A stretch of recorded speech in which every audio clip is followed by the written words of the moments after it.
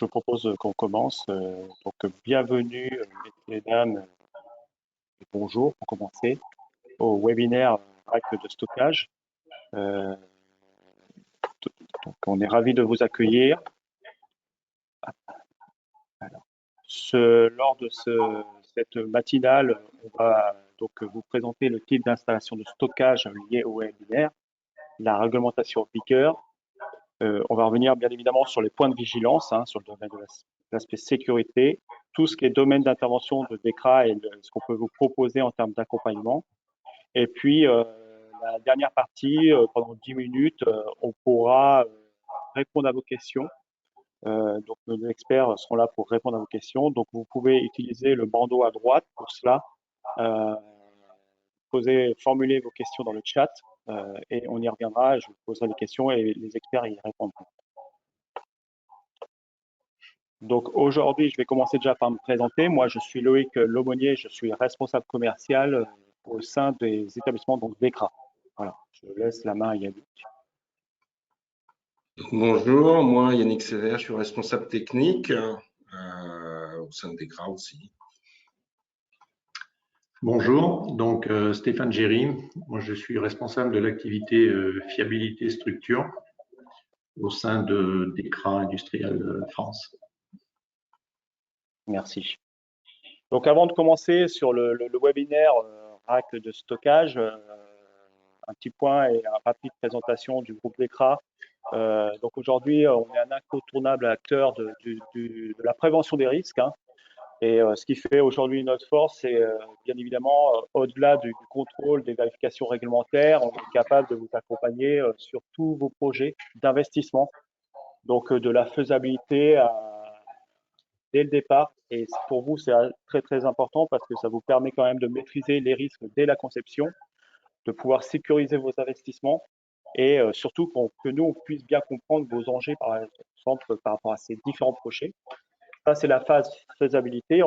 Après, on arrive sur la phase construction. Donc là, on a des ingénieurs construction, donc ils vous accompagnent pendant toute la phase pour vous alerter sur la solidité des ouvrages, la sécurité incendie. En parallèle, on peut mettre effectivement des coordinateurs sécurité de chantier pour assurer les risques de collectivité. Après, on arrive sur la phase, effectivement, mise en service des installations. Donc, vous arrivez dans l'entreprise et donc, il y a des obligations de mise en service sur les équipements de travail, conformité machine, process, voilà, tout ce qui est lié à la vie de l'entreprise, tout ce qui est zonage, ATEX également, tout ce qui est le domaine environnemental. Et aujourd'hui, il y a une activité aussi qui est très, très importante, c'est tout ce qui est lié à la RSE, bilan carbone, audit énergétique. Voilà, c'est tout ce genre de prestations qu'on peut proposer. Et puis, bien évidemment, la phase d'exploitation. Et puis, on peut aller, malheureusement, ça arrive certaines fois, jusqu'à la vente de l'établissement avec le démantèlement. Et puis, s'assurer que l'exploitation que vous avez réalisée sur le site n'est pas entraînée, par exemple, des pollutions sur le site. Donc, à l'issue, donc voilà. Donc, je vais maintenant passer la main à mes collègues. Donc, pour rappel, si vous avez des questions, n'hésitez surtout pas. Il y a un temps de 10 minutes qui sera réservé à ça à la fin de cette présentation.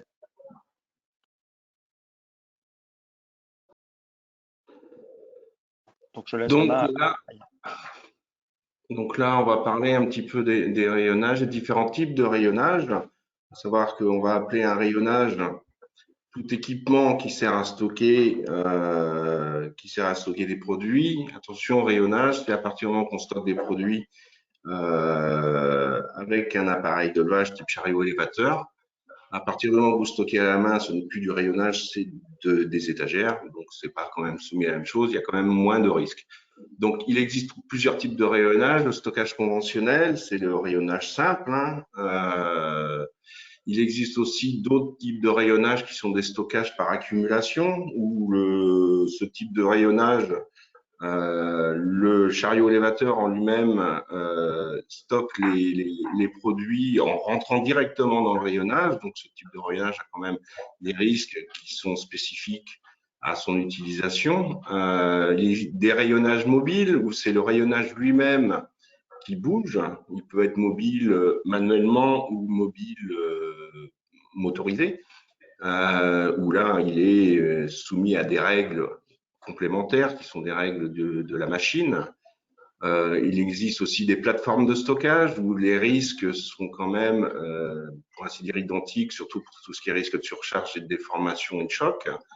Les stockages qui sont desservis par transstockers, qui sont généralement des rayonnages conventionnels, mais la présence de personnel à l'intérieur de ce rayonnage n'est pas requis. Et les derniers, où on peut avoir des stockages dynamiques, c'est des rayonnages qui sont munis de rouleaux, on va dire. Vous rentrez d'un côté, le produit stocké sur palette, généralement, il glisse le long du rayonnage. Ce rayonnage est un tout petit peu incliné. Et le déchargement du rayonnage se fera à l'opposé du chargement, tout simplement. Donc, en termes de vérification, en termes de contrôle, en termes de réglementation applicable, il n'y a pas réellement,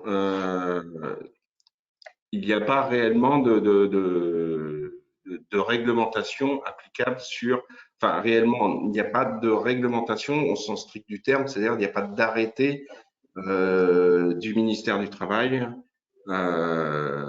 pour les vérifications des rayonnages.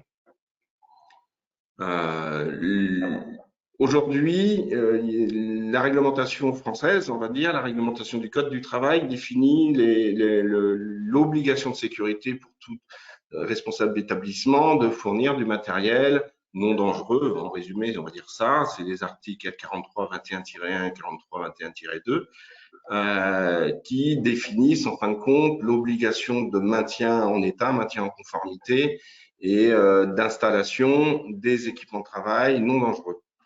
Aujourd'hui, le contrôle des rayonnages, on va appliquer, on va dire, ces deux articles, l'article du Code du travail, pour justifier, on va dire, le fait de faire un minimum de contrôle sur le rayonnage.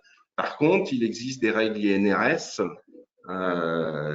qui est en l'occurrence le D771, qui définissent les prescriptions de sécurité sur les rayonnages en termes déjà de choix du rayonnage par le cahier des charges, en termes d'installation, en termes de contrôle, en termes de montage, de démontage, de réutilisation des rayonnages.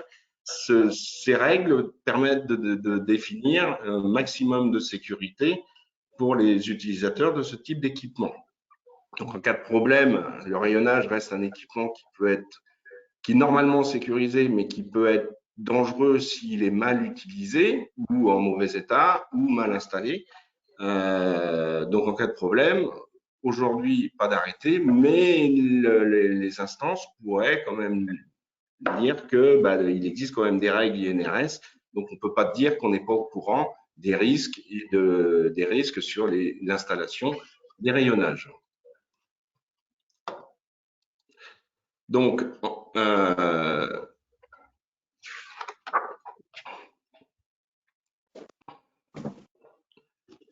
les points de vigilance.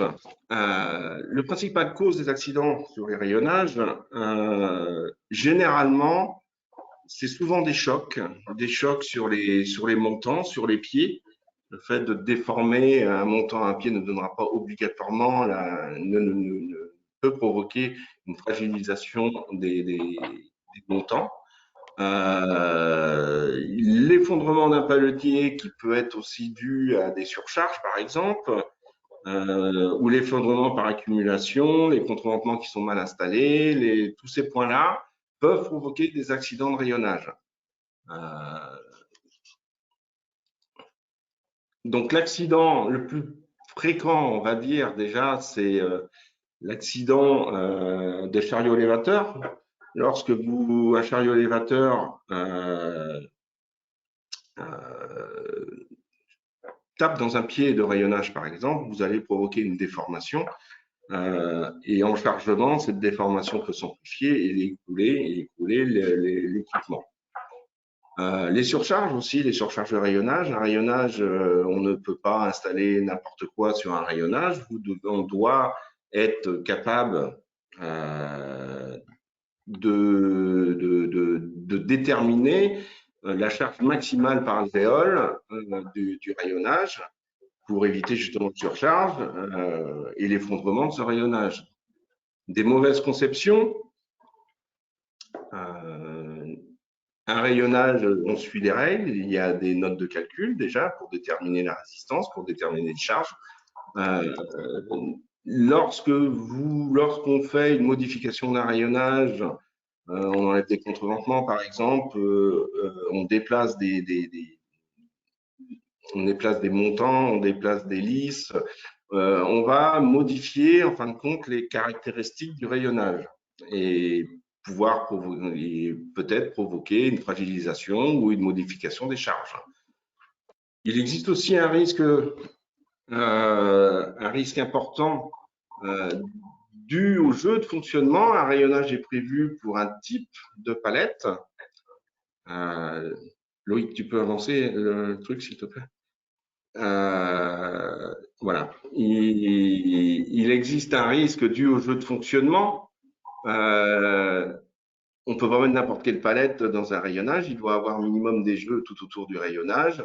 Un choc de rayonnage, une charge un peu trop dans une alvéole de rayonnage peut provoquer un décrochement, par exemple, d'une lisse au-dessus, une déformation d'une lisse et provoquer après, lors de chargement sur cette lisse, un effondrement du rayonnage.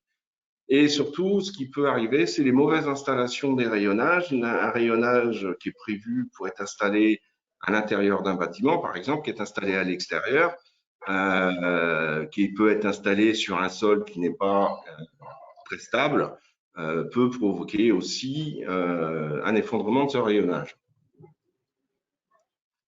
Donc, nos domaines d'intervention chez nous, je vais passer la main à Stéphane, qui va vous expliquer déjà les premiers domaines nos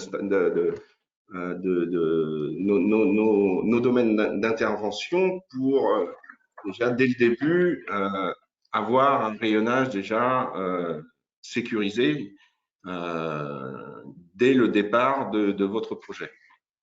Je te laisse la main, Stéphane. Ok. Voilà, alors aujourd'hui, nos domaines d'intervention dans le rayonnage nous permettent de vous accompagner, on va dire, de façon globale sur le produit, sur les équipements, depuis la phase de conception jusqu'à la phase, on va dire, de pérennisation du matériel. Alors, la phase de conception est essentiellement basée sur un avis sur les documents d'études produits par les différents constructeurs, les notes de calcul, les plans, voire une assistance à la rédaction d'un cahier des charges, de façon à ce que ce cahier des charges soit le plus complet possible et envisage toutes les configurations d'utilisation que vous prévoyez pour cet équipement. Ensuite, en phase 2, on va arriver sur la phase de mise en service du rayonnage lorsqu'il est installé sur site. Et on va intervenir en fin de montage pour vérifier la conformité du montage avant mise en exploitation de l'équipement.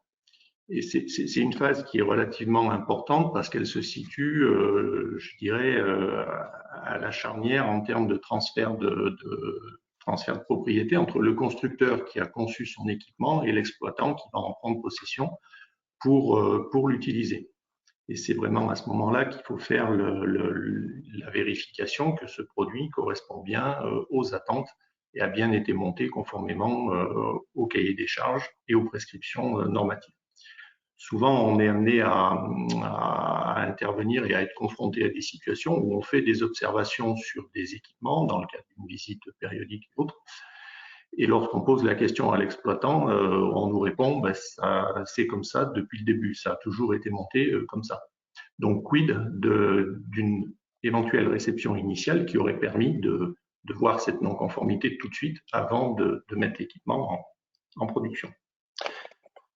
Ensuite, une fois que cette phase de bon montage est validée, l'équipement rentre en production, donc l'exploitant l'utilise, et on peut vous accompagner sur des vérifications périodiques dont le principal objectif est de vérifier que le matériel vieillit bien en termes d'état de conservation, qui ne subit pas de choc, qu'il dispose de tous ces éléments qui concourent à la sécurité, notamment les goupilles de maintien d'hélices en place, les choses comme ça. Ça, c'est des vérifications qui sont faites sur l'ensemble du rack de façon donc exhaustive sur le matériel. Et ensuite, la quatrième phase d'accompagnement, c'est une phase qui permet de vous aider dans les éventuelles modifications des configurations des racks, modifications qui peuvent être rendues nécessaires par des simples besoins de production, qui nécessitent de modifier tel ou tel paramètre, telle ou telle configuration du rayonnage. Et dans ce cadre-là, on propose des missions d'assistance technique, de diagnostic solidité, qui permettent de vérifier que le matériel remplit toujours ces critères de dimensionnement. Alors, pour en revenir à la première phase, qui est donc la conception et le dimensionnement, comme le disait Yannick, il y a donc des normes sur les rayonnages. La conception est gérée par la norme NFEN 15512. Le constructeur, pour dimensionner son rayonnage, il part du besoin client exprimé au travers du cahier des charges et il applique les règles de calcul et les préconisations de la norme. Les règles de calcul, c'est les règles Eurocode et essentiellement l'Eurocode 3 pour la partie des structures métalliques. Dans le dimensionnement des racks, il y a bien évidemment le constructeur aborde bien évidemment l'aspect solidité des composants mêmes, c'est-à-dire la résistance à la compression des montants, la résistance à la flexion des lisses, des choses comme ça, mais il doit vérifier également des critères de stabilité en termes de dimensionnement des ancrages, en termes de nombre d'ancrages à mettre en place, la nécessité ou pas de mettre en place des éléments de contreventement, les croix de Saint-André qu'on peut trouver à l'arrière des racks, la nécessité également pour les racks simple face de mettre en place des portiques d'allée pour stabiliser le simple face. Le simple face est plus, entre guillemets, instable qu'un double face par le fait qu'il a moins d'empattement au sol. Et donc, tous ces critères doivent être abordés par le constructeur en phase de conception. Et nous, on peut vous accompagner sur la vérification, donc la mission que l'on a codée chez nous, Stock 005, dans notre jargon commercial, qui est en fait une vérification de cette note de calcul et vérification des plans, de façon à s'assurer que l'ensemble des documents d'études du constructeur sont en phase avec les prescriptions normatives et les attentes du cahier des charges du client. La mission est réalisée par des ingénieurs structures à dominante mécanique et on utilise, alors c'est une mission qui se fait sur de la base d'analyse documentaire, donc l'exploitant nous envoie les documents du constructeur. Dans certains cas, si besoin, on peut refaire des contre-calculs pour vérifier certains points de la note. L'objectif étant derrière de délivrer un avis de solidité sur l'installation qui va être mise en service. Et donc, on arrive à la fin de cette phase sur la phase de montage et on débouche donc sur la mission de contrôle de bon montage. Et là, je repasse la main à Yannick pour vous la présenter. Donc, oui, donc pour arriver déjà à l'installation du rayonnage, il y a déjà une partie importante qui est la partie cahier des charges. Avant toute installation de rayonnage, il faut quand même se poser des questions. Il faut envoyer des informations à votre fournisseur de rayonnage, principalement sur le lieu d'implantation et l'environnement. Les rayonnages ne sont pas obligatoirement prévus pour être d'une température dans une installation inférieure à -10. Si vous êtes en extérieur avec température très froide, ça doit être pris en compte lors de la conception du rayonnage, parce que il y a peut-être des critères à prendre en compte. Les caractéristiques du lot de stockage aussi doivent être pris en compte dans le cahier des charges, les éventuels obstacles qu'il pourrait avoir les exigences, tout ce qui pourrait être, doit être conservé dans l'installation. Les charges, qu'est-ce que vous allez installer sur votre rayonnage? Est-ce que c'est des charges lourdes? Est-ce que c'est des charges légères? Est-ce que des charges volumineuses, un gros volume? La localisation, les moyens de manutention surtout sont importantes. Quel type de chariots vont être utilisés pour charger le rayonnage? Si c'est des chariots simples, si c'est des gros chariots, des chariots à prise latérale, peu importe. Ça doit être indiqué dans votre cahier des charges parce que certains points vont être pris en compte par le constructeur, peut-être mettre des rampes de glissement, peut-être mettre des sabots ou pas. Les jeux fonctionnels, les assises aussi, de savoir le rayonnage, il est installé sur quoi? Sur du béton, il est installé sur du bitume, il est installé sur de la terre. Bon, de la terre, ça risque d'être compliqué. Tout ça doit être indiqué dans le cahier des charges. Donc, avant vraiment d'installer un rayonnage, il faut impérativement renseigner le cahier des charges. Donc, ça, c'est vrai qu'on peut vous aider sur ce point-là déjà, de vous poser les bonnes questions, de vérifier avant toute conception du rayonnage. Et une fois que le cahier des charges est installé, on va faire la vérification du bon montage de rayonnage.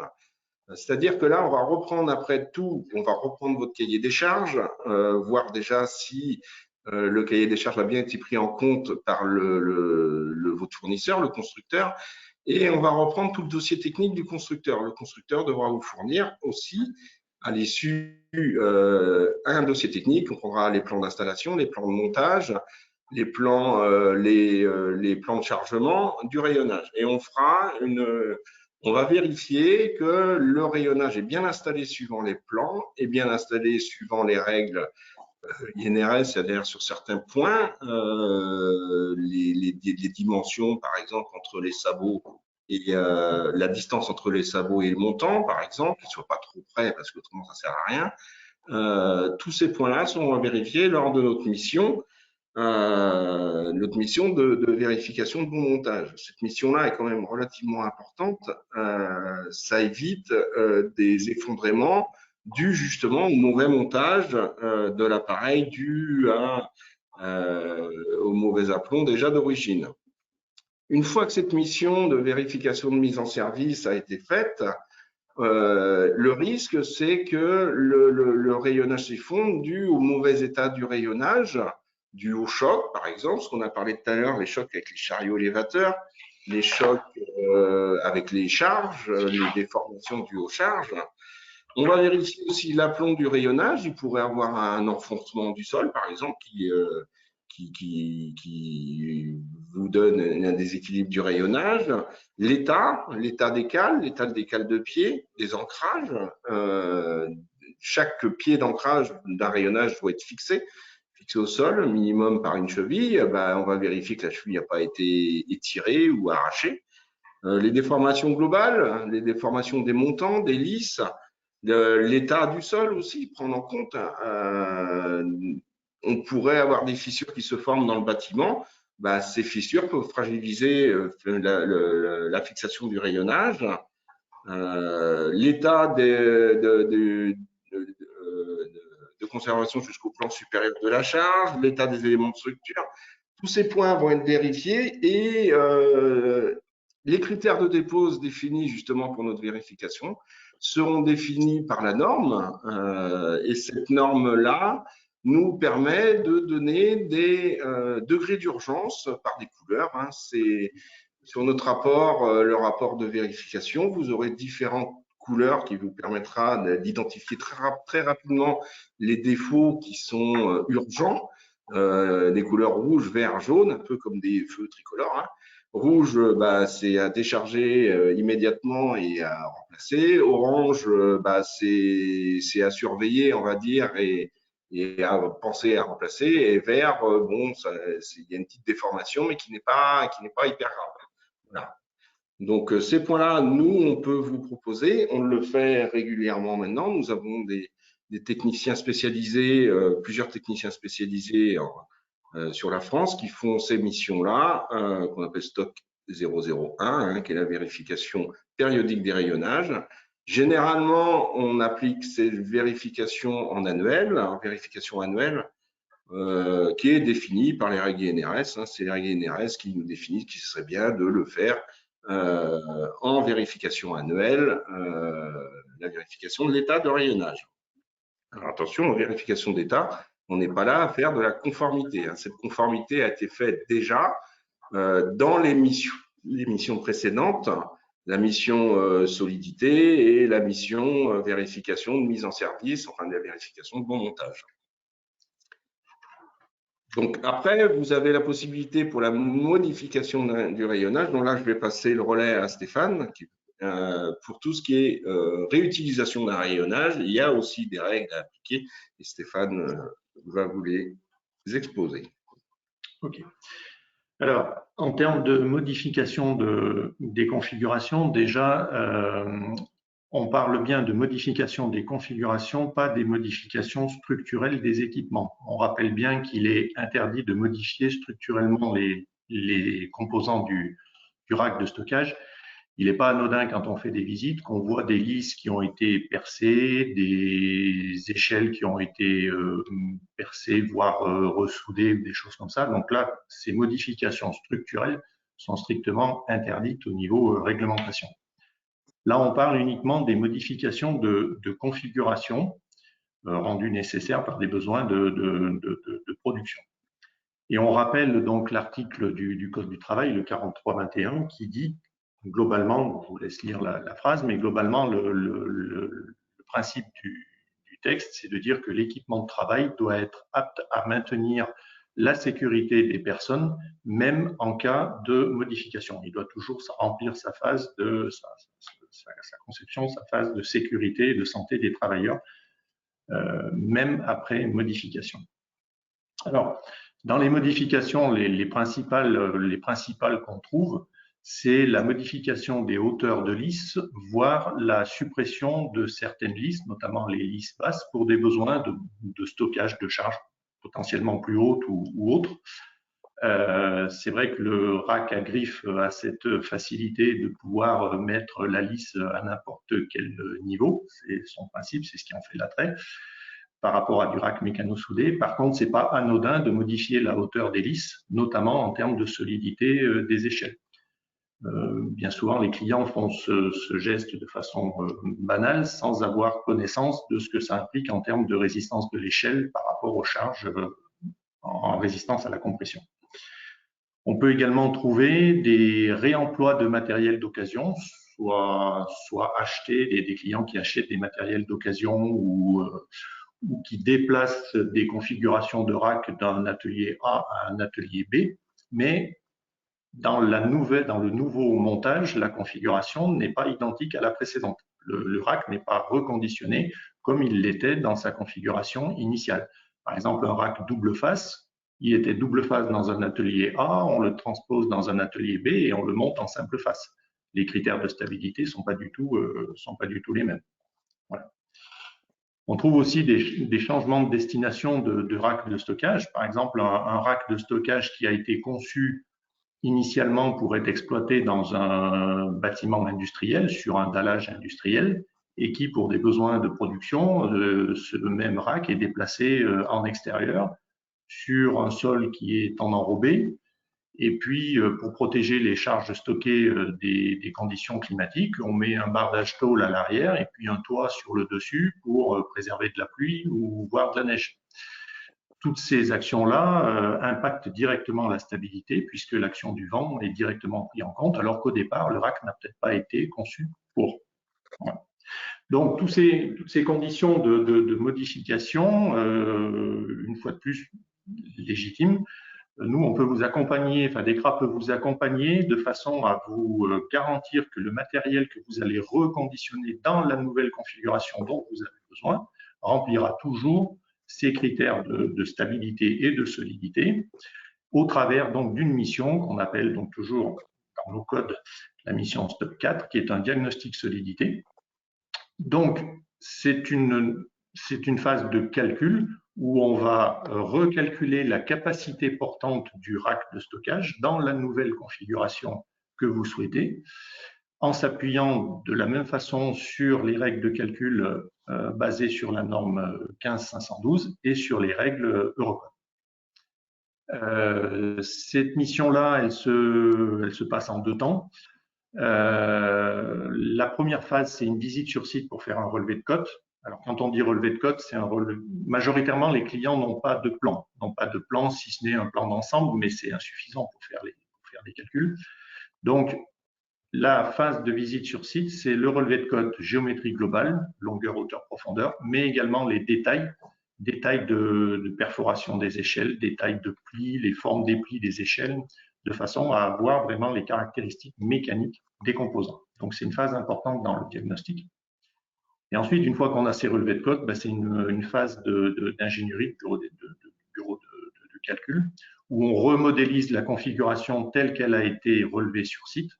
On la modélise sur des logiciels, donc un logiciel dédié à ce type de profil, puisqu'on ne peut pas calculer des racks sur n'importe quel logiciel de calcul. Et on fait des calculs itératifs en chargeant progressivement les listes de façon à évaluer la charge maximum admissible en respectant les critères, les coefficients de sécurité requis par la norme. Voilà.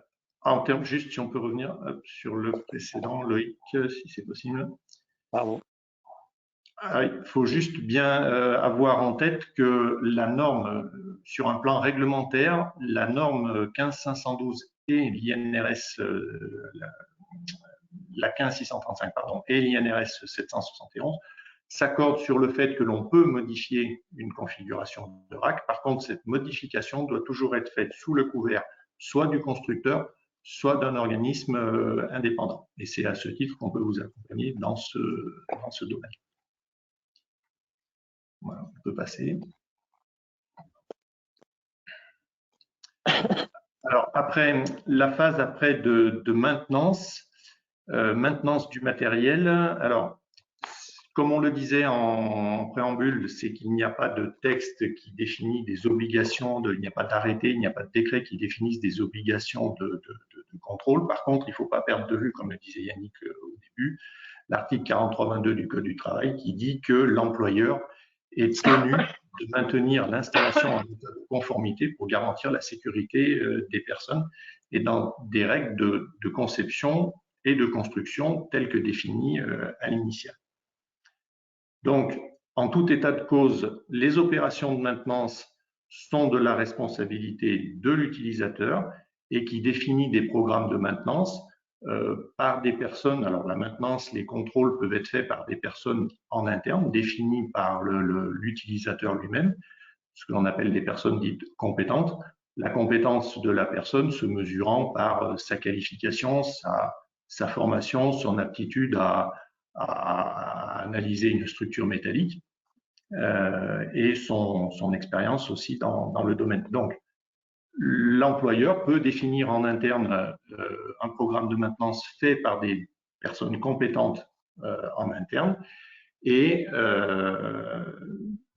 avec des visites plus rapprochées et définir un programme de maintenance après avec une visite plus exhaustive qu'on appelle grande visite, où on fait une analyse plus approfondie de l'état de conservation du matériel. Et cette personne compétente, comme on le rappelle, peut être soit définie en interne, soit fait par un prestataire externe ou par un organisme de contrôle, auquel cas on peut se positionner sur ces opérations. C'est les opérations de contrôle périodique de l'état de conservation du matériel. Alors, j'ajouterai juste un point sur l'aspect contrôle de diagnostic solidité, la mission qu'on vous a présentée tout à l'heure. C'est que cette mission de diagnostic solidité ne peut être faite que si le matériel est en bon état. C'est-à-dire qu'on ne sait pas intégrer dans les codes de calcul des éventuels critères de vétusté. Autrement dit, préalablement à une mission de diagnostic solidité, il est important de faire un état de conservation pour s'assurer que le matériel peut effectivement être reconditionné et peut être passé en calcul. Parce que faire du calcul pour faire du calcul, mais sur une structure qui est déformée, ça ne présente pas d'intérêt. Voilà. Je passe la main à Loïc pour la partie suivante. Voilà. Donc aujourd'hui, l'intérêt de solliciter effectivement la valeur ajoutée de travailler avec Decra, c'est qu'effectivement on est présent, comme l'a dit tout à l'heure Yannick, sur l'ensemble du territoire national, avec à peu près 90 établissements, y compris dans les dom-tom. Donc voilà, ça nous permet d'être au plus proche de nos clients et puis de mettre en place aussi une organisation. Si vous avez plusieurs sites, que vous êtes gestionnaire de plusieurs sites, on peut très bien définir un acteur local en fonction de chaque site ou alors de définir un chef de projet pour vous accompagner d'une façon globale et de façon uniforme. Parce que, comme vous l'avez vu, on a des missions qui sont écrites, elles respectent le référentiel normatif et réglementaire. Et dedans, on écrit clairement tout ce qu'on y fait en termes de contenu technique. Ça permet voilà, que de Biarritz à Marseille, en passant par Dunkerque, qu'on réalise exactement la même typologie de prestations. Et pour le coup, comme je disais, ça peut être avec un interlocuteur qui serait défini en amont dans le contrat. Nous sommes également effectivement indépendants, donc on n'est pas jugé parti, on n'a surtout pas le droit, donc on ne peut pas faire de prestations de maintenance. Et donc l'intérêt pour nous, c'est de vous alerter juste sur l'aspect sécurité. Et donc on n'a pas d'enjeu financier derrière qui pour nous, quoi. Donc voilà, c'est important. Au travers des différentes prestations qu'on vient de voir, on peut aussi être capable, dans tout ce qui est centre logistique, bien évidemment, proposer des formations de KCS, habilitation ou autres. On fait aussi du contrôle sur la partie, bien souvent, désenfumage, réglementation incendie, aéria. Enfin, voilà, un large panel de prestations qui vient en complément, bien souvent, de ces zones de stockage, quoi. Voilà. Donc, je vous propose, pour le coup, de passer aux questions. Donc, vous allez, avant ça, retrouver mes coordonnées. Donc, si vous avez une question ou autre, donc à la fin, effectivement, on vous enverra le support.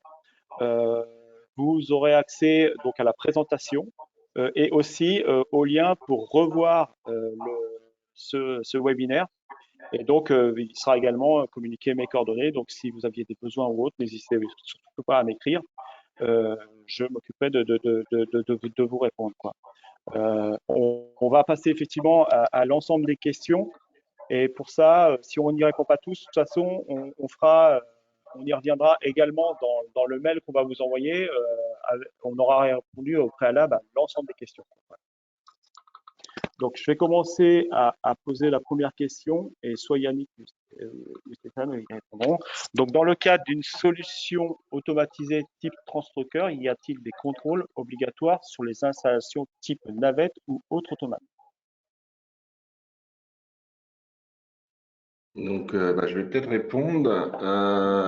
Dans une installation automatisée, en termes de contrôle réellement, alors là, on n'est plus dans le rayonnage. Il y a le rayonnage, oui, qu'on doit contrôler au titre des règles INRS, mais tout ce qui est partie motorisation, si c'est complètement automatisé, elle va sortir du champ d'application de l'arrêté du 1er mars 2004 sur les appareils de levage, donc n'est pas soumis à vérification périodique ni vérification de mise en service. La seule obligation, c'est quand même l'obligation d'avoir un équipement conforme à la directive machine.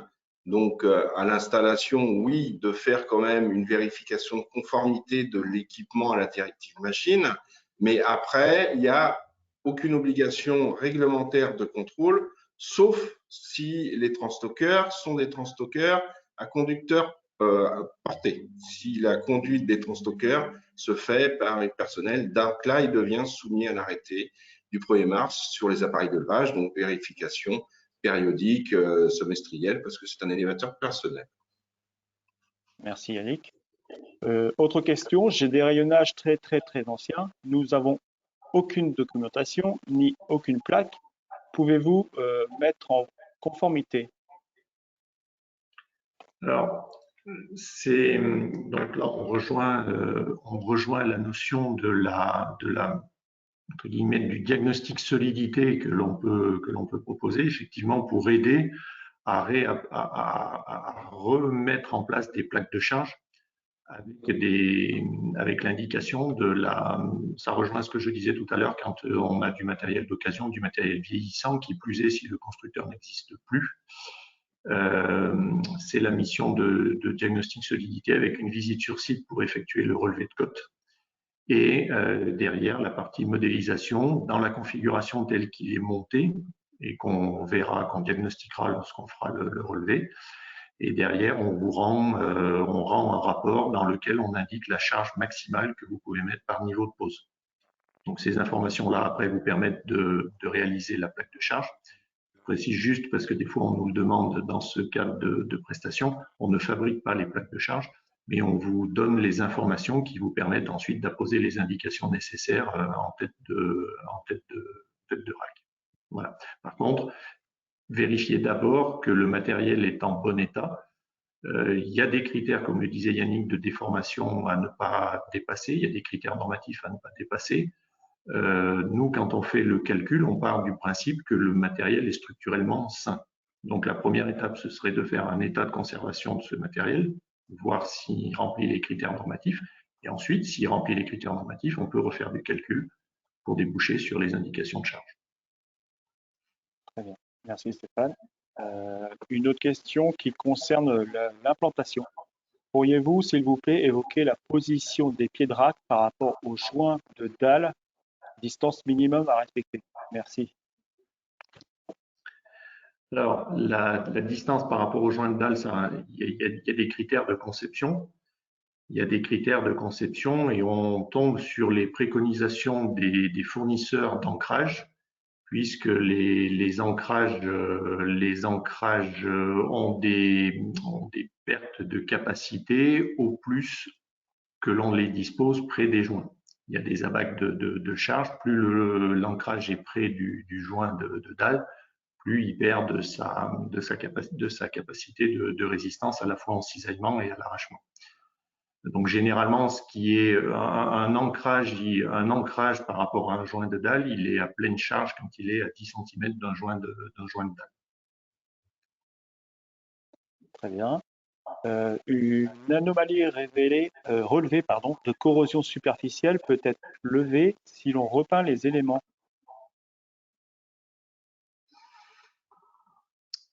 Pas facile à dire. Juste là, oui. Alors, il faut faire attention à la corrosion sur les éléments de rayonnage parce que par définition, les éléments de rayonnage sont des éléments de très faible épaisseur. Donc la corrosion superficielle, voilà, elle peut très vite altérer le matériau. Si c'est de la corrosion sur les platines d'ancrage ou sur les connecteurs de lisse, là on est sur des épaisseurs un peu plus conséquentes. Si c'est sur la lisse elle-même ou sur le montant, on peut vite altérer l'épaisseur du rayonnage. Après, la traiter juste en passant de la peinture dessus, c'est un peu cacher la misère, comme on dit. C'est-à-dire qu'il faudrait préalablement quand même préparer la surface en amont avant de la repeindre. Très bien. Faut-il à chaque modification de rack faire passer un organisme pour valider la conformité? Faut-il avoir un rapport justifiant la conformité? Je dirais qu'à partir du moment où, la configuration elle a été définie, enfin l'équipement a été validé pour une certaine imposition de lisse, à partir du moment où l'exploitant modifie, il se substitue au constructeur, c'est-à-dire qu'il prend la casquette constructeur. Donc soit il endosse cette responsabilité en disant la modification que j'ai faite n'altère pas la solidité et j'en prends entre guillemets l'entière responsabilité, ou je veux faire passer un organisme, mais de façon implicite, oui, une modification devrait être derrière revalidée en termes de montage et en termes de capacité de charge. Quand on enlève la charge, quand on enlève le premier niveau de pose et qu'on se trouve avec une hauteur de montant très importante entre le sol et le nouveau premier niveau, on altère de façon significative la capacité du rack. Donc toute modification devrait être soumise. S'il n'y a pas d'avis, c'est le dernier qui a fait qui prend la responsabilité de la modification. Très bien. On continue, il y a encore quelques questions. L'installation de calibotis entre les lisses est-elle une obligation?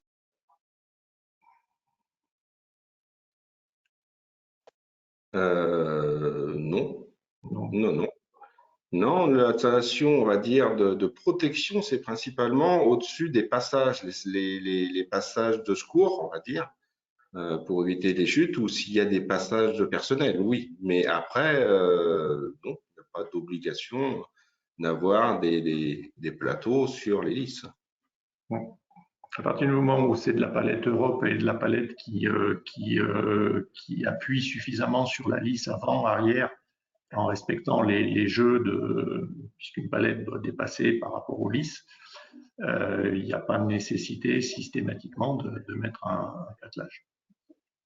Par contre, l'installation d'un platelage, il faut faire attention quand même. Il faut que le platelage ne puisse pas tomber lui-même.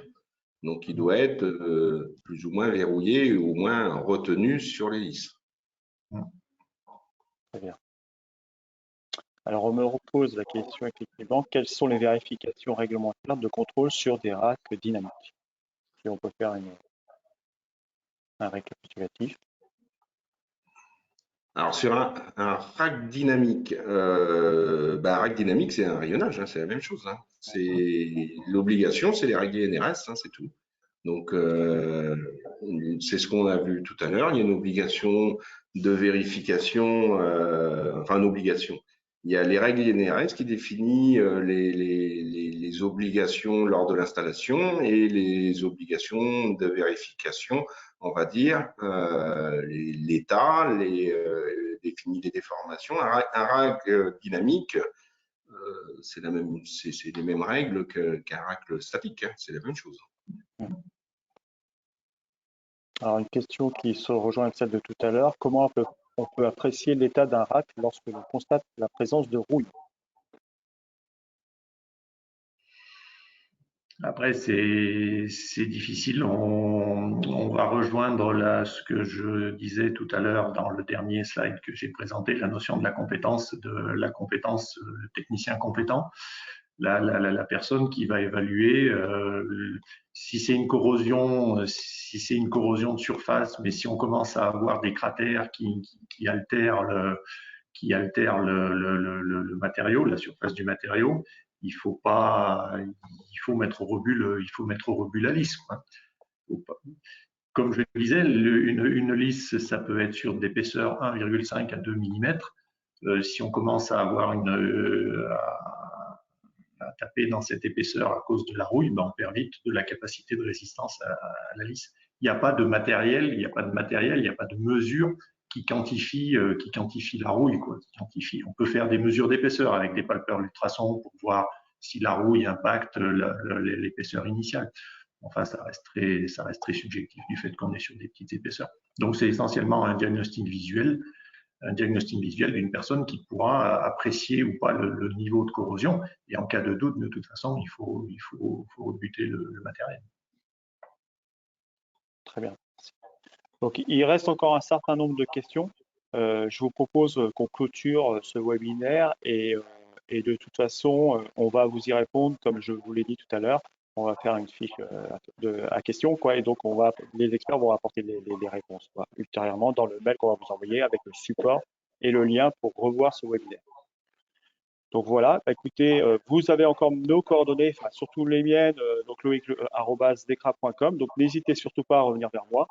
Et puis, on espère effectivement qu'on a répondu à un certain nombre d'interrogations et qu'on vous a apporté des solutions sur cette typologie d'équipements qui sont les rayonnages métalliques. Voilà. Je vais vous souhaiter à tous une bonne fin de journée. Je remercie donc Yannick Sévère et Stéphane Géry d'avoir animé ce webinaire et je vous dis à bientôt. Bonne fin de journée. Merci. Au revoir. Merci à vous. Au revoir. Merci. Au revoir.